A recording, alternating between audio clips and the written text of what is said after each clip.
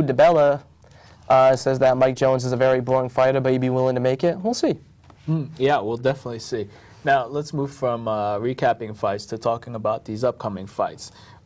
This Saturday on HBO, Boxing After Dark, we've got Saul Alvarez versus Matthew Hatton. Now, this is a junior middleweight fight. Now, For the championship. For the championship. Now, how many times has Matthew Hatton fought at junior middleweight?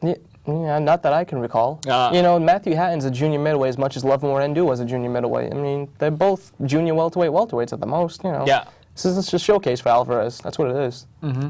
And so this is a showcase for Opie. And yeah, and he should win it. I mean, Alvarez, look, he's a talented guy. I'm not taking anything away from him. He's powerful, he's quick, he has the good looks that everyone's swooning over right now, and everyone's calling, you know, potential to be the next De La Hoya. And these are just build-up fights for him. You know, De La Hoya, for his first championship, knocked out Jimmy Bradell. You know, that guy wasn't that qualified. It was De La Hoya's 12th pro fight. This is the same thing. The WBC, who, you know, we shouldn't even care about the WBC, WBA, IBF, WBO. Who cares about all of them? But they're designated this as a title fight. That's their right. And, you know, it should be a good... Hatton's a tough guy. I'm not going to take anything away from him. He's had a nice run going on. Right, but he's not a junior middleweight. He's not a junior middleweight. And Alvarez, if he's as good as he is, he should beat Hatton either by 12-round decision or stop him late. Right. Now, if you had your choice, who would you like to see Alvarez fight? Good choice. You know, good. I'm not. You know, Alvarez. I think he's still developing. There's still, you know, other junior middleweights out there, middleweights that he could fight. You know, him and Vanis Medorosian would be a good fight.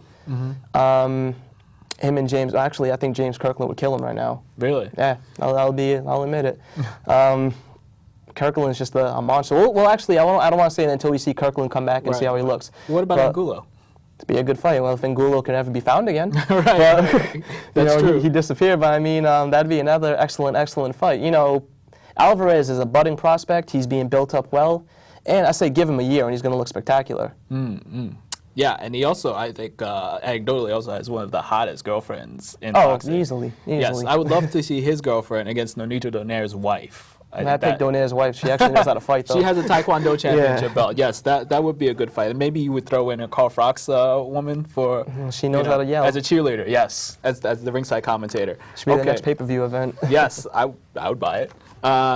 So on the undercard of that bad card, we've got the fight that you're excited about, Daniel Ponce de Leon versus Adrien Broner. Now, for the people out there who aren't familiar with Broner, tell them who Broner is. You know, Adrien Broner is an undefeated prospect, one of the hottest prospects in boxing right now. And so far in his career, he's shown it, the speed, the skill, you know, the power. But he hasn't been tested yet. That's the key. You know, he's shown flashes of like a young Roy Jones right now. That's one of his idols. That's who he's been compared to. You know, hand speed, the way he moves around the ring, it's very Roy Jones-esque. But like I said, he's never been tested. He's never had a guy on his record that can be like, wow, okay, that's a good test for him. No, he's blown everyone out. This is a huge step up for Broner. But one his people, so I commend him because this is one his people feel he's ready for. Golden Boy obviously feels it, otherwise they wouldn't have made the match. And Broner's very confident, thinks he can beat De Leon. He has the perfect style to beat him. De Leon, we've seen him before. What you see is what you get. He's a brawler. You know, he's very awkward. Not the most skilled guy, but he's tough and he can knock you out with one punch.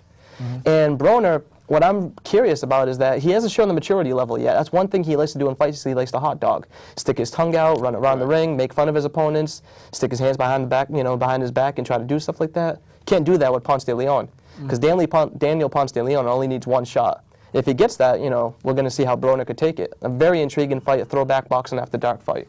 So if you had to pick right now, who would you pick in that fight? If Broner can be disciplined, I pick him to win all day. I think this is a bad style matchup for Daniel Ponce de Leon.